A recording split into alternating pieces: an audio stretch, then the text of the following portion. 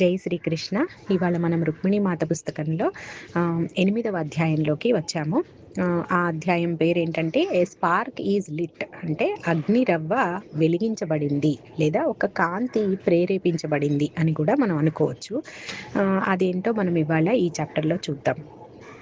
గత అధ్యాయంలో మనము తను అర్జునుని చూడడము, ఆ తర్వాత ఎవరో మాలిని అని తన పూర్వపు పేరుతోటి పిలవడము జరిగింది. తను ఒకసారి వెనక్కి తిరిగి చూసినప్పుడు అభిషేక్ లాగా అనిపిస్తాడనమాట తనకి. అయితే మళ్ళీ ఆ అబ్బాయి పిలుస్తాడు, అభిషేక్ మళ్ళీ పిలుస్తాడు.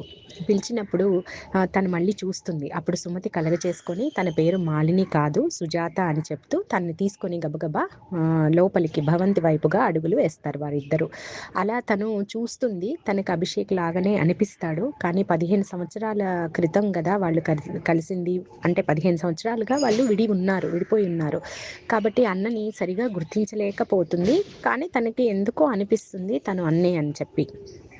ఇంటికి వచ్చేస్తారు వాళ్ళు, భవంతికి వచ్చేస్తారు. వచ్చేసిన తర్వాత సుమతి అడుగుతుందన్నమాట, అయ్యో నన్ను క్షమించు, నిన్ను నేను జాగ్రత్తగా చూసుకోవాల్సింది, నీ మొహం మీద ఉన్నటువంటి ఆ మేలి ముసుగు పోయింది కదా, దానివల్ల ఎవరో నిన్ను గుర్తించారు అని చెప్పి అది నాకు కొంచెం భయంగా ఉందని, నువ్వు కృష్ణుణ్ణి చూడడం మిస్ అయిపోయావు కదా అని చెప్పి తనని క్షమించమని అడుగుతుంది సుమతి.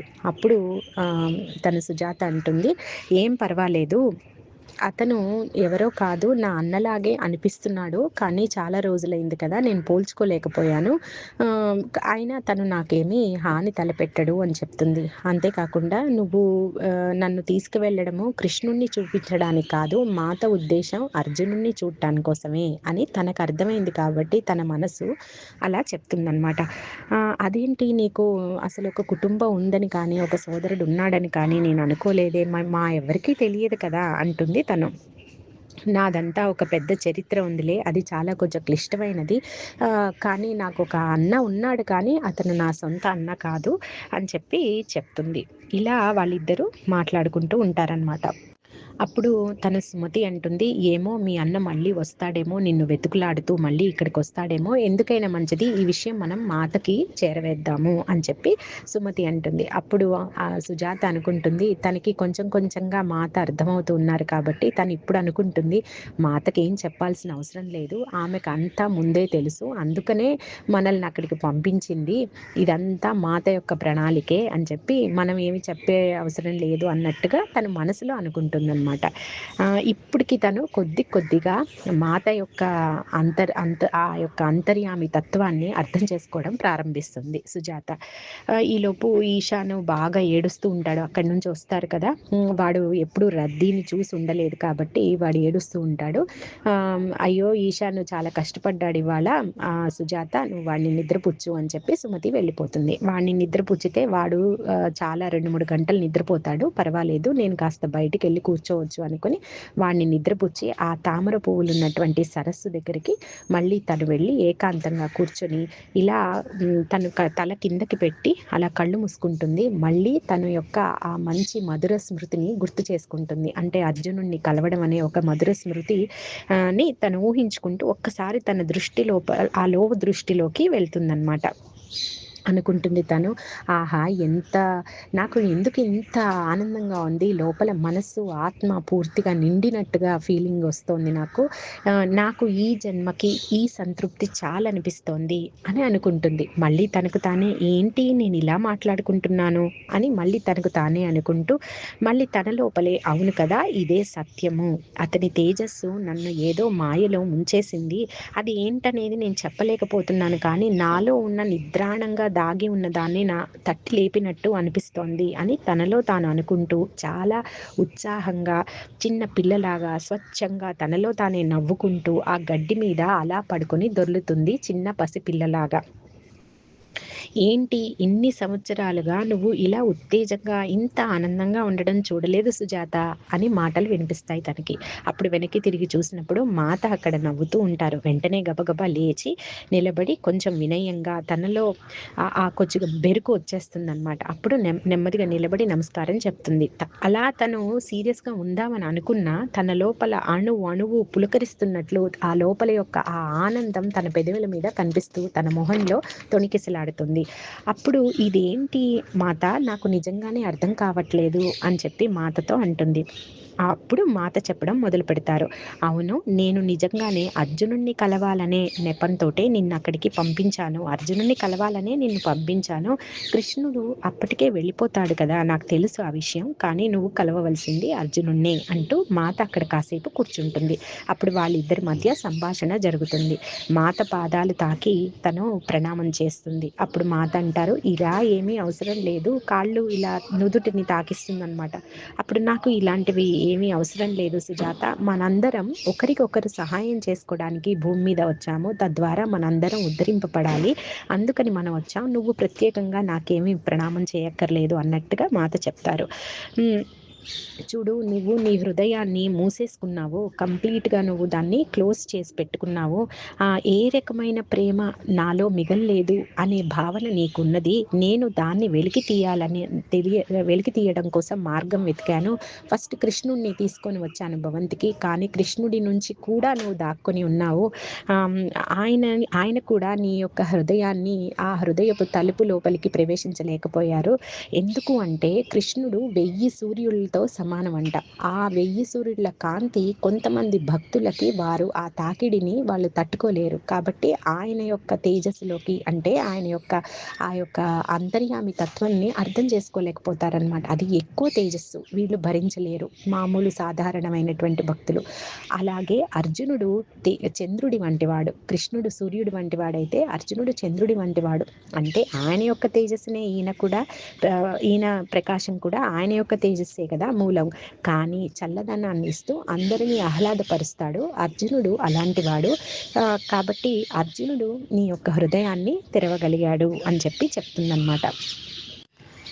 నాకు చాలా సంతోషంగా ఉంది. నువ్వు ఆ యొక్క చంద్రకాంతి లాంటి అర్జునుడి తేజస్సుని అనుభూతి చెందగలిగావు. గాయపడిన హృదయాన్ని ఆయన తెరవగలిగాడు అని చెప్తూ, నా ప్రియమైన అర్జునుడు అంటుంది. అంటే మనం ముందుగా చెప్పుకున్నాం కదా, అర్జునుడు జగజ్జనని అంటే రుక్మిణీ మాతకి ముందుగానే పరిపూర్ణమైన శరణాగతి పొందాడనమాట. అందుకనే ఆ మాత అంత ప్రియంగా చెప్తారు అర్జునుడి గురించి చెప్పినప్పుడు. ఆ తర్వాత సుజాత అంటుంది, నాకైతే ఏమీ అర్థం కావడం లేదు మాత, కానీ మీరు చెప్పారు కాబట్టి నేను ఓకే, ఈ విషయం గురించి నేను ఆలోచించాను, నా తప్పు లేదు అని నాకు అనిపిస్తోంది. మీరు ఏ మార్గం చూపిస్తే నేను ఆ మార్గంలో నేను నడుస్తాను అంటూ మాతతో అంటుంది సుజాత. అప్పుడు మాత నవ్వుతూ, ఇంకా ఏమైనా సందేహాలు, ప్రశ్నలు మిగిలిన్నాయా నీలో అంటుంది. అప్పుడు సుజాత అడుగుతుంది తనకున్న ఆ సందేహాన్ని.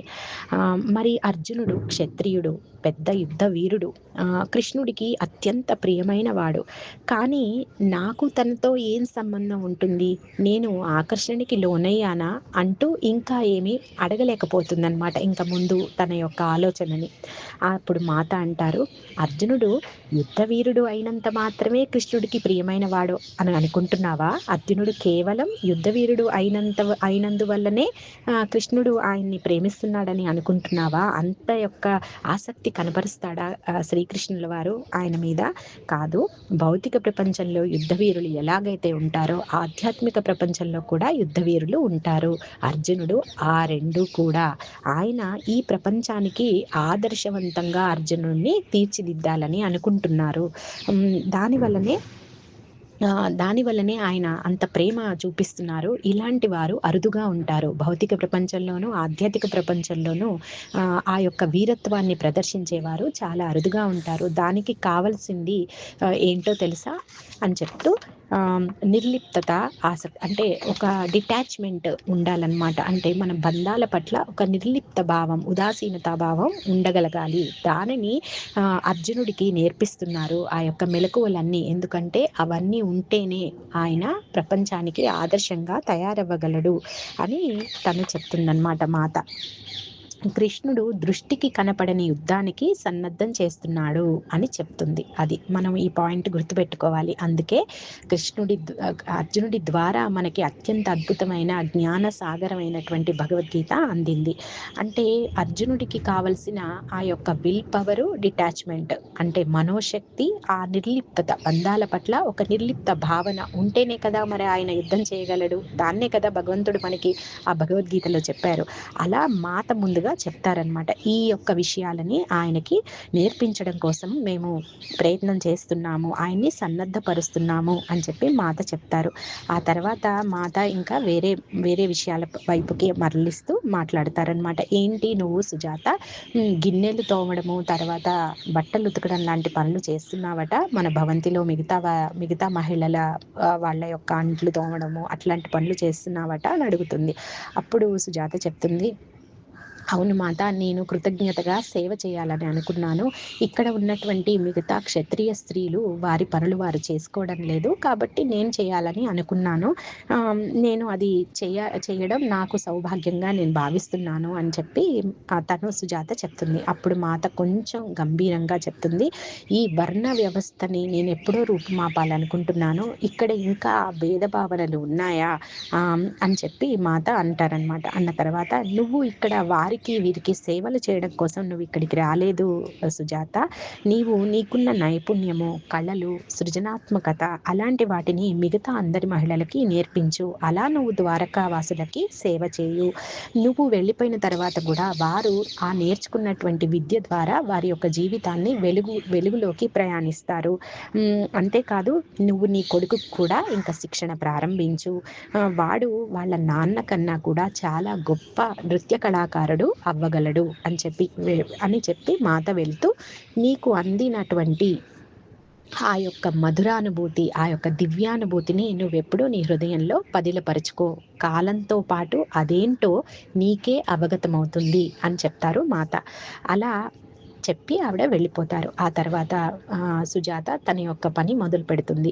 అలా తన శిక్షణ మొదలు పెడుతుంది. అందరి మహిళల్ని కూర్చోబెట్టడం, చిన్నగా తన శిక్షణ స్టార్ట్ చేస్తుంది అనమాట. అలాగే తన కొడుకుకు కూడా శిక్షణ మొదలు పెడుతుంది. అప్పుడప్పుడు తనకి ఆ అర్జునుడు కలిసినటువంటి మధుర క్షణాలు గుర్తొస్తూ ఉంటాయన్నమాట. తనకి ఏదో తెలియని ఉత్తేజం, ఆనందం కలుగుతూ ఉంటుంది హృదయంలో. అది ఏంటి, ఎందుకు కలుగుతోంది, ఏంటి సంబంధం, ఏవి తనకి అర్థం అవ్వదు, తనకి తెలియదు కూడా. ఆ తర్వాత కొన్ని రోజులకు ఒకరోజు అంబ వస్తుంది. మళ్ళీ అంబ ఎప్పుడు వచ్చి వెళ్తూ ఉంటుందిగా, కాశీని తీసుకొని అంబ వస్తుంది. అప్పుడు అంబ గుర్తిస్తుంది, ఏంటి నీలో ఏదో కొత్త కాంతి కనిపిస్తోంది సుజాత, కారు మేఘాలు తొలగినట్లు నీ మొహం ప్రకాశవంతంగా మారింది అంటూ అంబ సుజాతని నవ్వుతూ పలకరిస్తుంది. అప్పుడు అంబ చెప్తుంది, ఉద్ధవ్ని వీడ్కోలు పలికానని చెప్పి, ఉద్ధవ్ విడుదల అయిపోయాడని చెప్పి, ఇప్పుడు తాను సంతృప్తిగా ఉన్నానని, ఉద్ధవ్ చాలా సంతోషంగా తన ప్రయాణం కొనసాగిస్తున్నట్లుగా ఆ విషయం గురించి అంబతో చెప్తుంది. అప్పుడు అంబ అంటుంది, అంతేనా, ఇంకేమైనా ఉందా, నువ్వు ఏదో చెప్తున్నావు, ఈ సోదరి దగ్గరే నువ్వు దాస్తున్నావా, నాకు అర్థమైపోతాయి, ఇంకా ఏదో ఉంది అని చెప్పి అంబ అడుగుతుంది. అలా అంబ ప్రశ్నించినప్పుడు ఆ కృష్ణుడు ఆ ఉద్ధవ్ని తన నుంచి వీడ్కోలు పలకడము, ఈ యొక్క సంఘటన కృష్ణుడు ఇచ్చిన గిఫ్ట్గా తను భావన చేస్తుంది, ఎవరు, మన సుజాత. అయితే తను పట్టి అడిగేటప్పటికి అప్పుడు తను చెప్తుందనమాట, ఒకానొక రోజు నేను ఇలాగా నన్ను సుమతి తీసుకువెళ్ళింది కృష్ణుని వారిని చూపిస్తానని, నేను అక్కడ అర్జునుని వారిని కలిశాను. వారిని కలిసినప్పుడు నాలో కలిగిన ఆనందము నేను చెప్పలేను అంబ, ఏదో తెలియని ఒక మధురానుభూతికి నేను లోనయ్యాను అని చెప్తూ తను ఒక్కసారి అలా మొహం అంతా తేజస్సుగా వెలిగిపోతుంది ఆ విషయం చెప్పేటప్పుడు. అప్పుడు అంబ అంటుంది, ఓ అదా, అయితే నువ్వు ప్రేమలో పడ్డావన్నమాట అంటుంది అంబ. అంబ, నువ్వు ఎలా చెప్తున్నావు అలా, నువ్వెలా అంటావు అని చెప్పి, లేదు అట్లాంటిది కాదు అని చెప్పి, నువ్వు అలా నన్ను ఏడిపించకు అంటుంది సుజాత. లేదు ఎలా ఉన్నారు ఆయన అని అడుగుతుంది అంబ. అప్పుడు నేను అది చెప్పలేను, నేను ఆయన్ని వర్ణన చేయలేను, అది ఏదో చూపులకు అందినటువంటి వర్ణన కాదు, అది మన దృష్టికి అందని వర్ణన, అది ఒకటి ఉంది, అది నాకు దివ్యానుభూతిని కలుగజేస్తోంది, అది నన్ను పట్టి ఉంచింది లోపల ఆయనతోటి అని చెప్పి తను సుజాత చెప్తుంది. అప్పుడు అంబ చెప్తుంది, నిన్ను మాత అక్కడికి పంపించారంటే దాంట్లో ఏదో లోతైన నిగూఢార్థం ఏదో దాగి ఉంటుంది, ఏదో ఒక పర్పస్ కోసమే ఆవిడ అక్కడికి పంపించి ఉంటారు. నీకు తెలుసా, ఇక్కడ చాలామంది మహిళలకి అర్జునుడితోటి ఇలాంటి అనుభూతే చాలామందికి కలిగింది, ఇలాంటి అనుభవాలు చాలామంది మహిళలకి అర్జునుడితో ఉన్నాయి అని చెప్పి మాత చాలామందిని ఆయన దగ్గరికి డైరెక్ట్ చేస్తుంటారు, ఆయనని కలవమని, అలాగా చాలామందిని డైరెక్ట్ చేస్తుంటారు, చాలామంది మహిళల్ని అని చెప్పి ఆవిడ చెప్తుందన్నమాట. అవునా! అది నిజమా? నిజంగానా? అని చెప్పి మన సుజాత ఆశ్చర్యపోతూ అంబతో అంటుంది. అప్పుడు చెప్తుంది,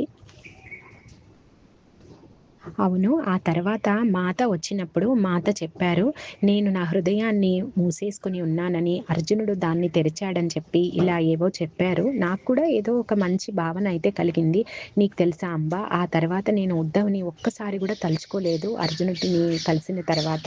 ఇంకెప్పుడు తన యొక్క ఆలోచనలు అవన్నీ కూడా నా నుంచి పూర్తిగా కంప్లీట్‌గా దూరమైపోయాయి. నాకొక గాఢమైన శాంతి నా నా హృదయాన్ని ఆవరించింది.